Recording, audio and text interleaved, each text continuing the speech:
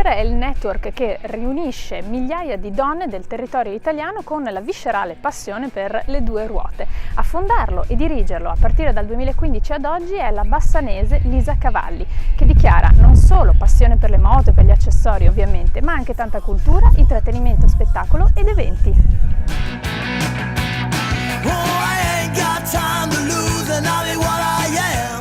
Sono nata a Bassano, ho sempre vissuto qui, quindi in questa piccola grande metropoli, e un po' di circa 5 anni fa ho coronato il mio sogno di comprare la moto.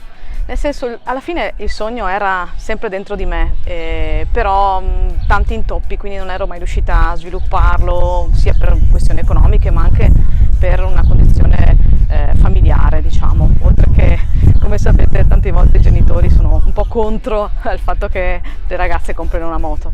Quindi solamente 4 anni fa ho deciso di acquistare questa moto e una vecchia amica mi ha chiamato per testare per la sua rivista moto e abbigliamento moto.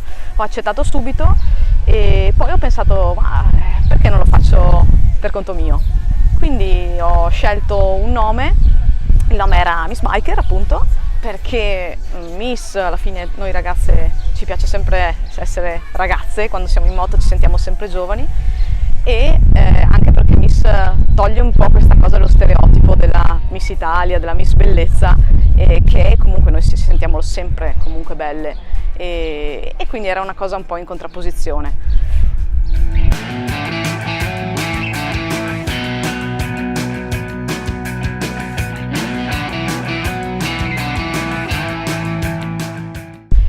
E incredibilmente niente, il gruppo è aumentato a dismisura in pochissimo tempo e da lì arrivare a 100, 500, a 1000 ho deciso, è ora di fare un raduno.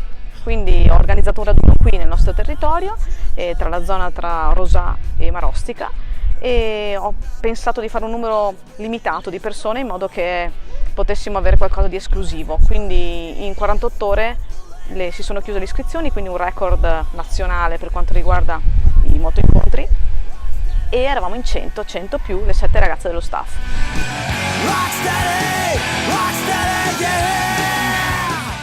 Poi il secondo anno l'abbiamo rifatto sempre nella zona più a Marostica ancora, quindi con un territorio dedicato proprio a noi.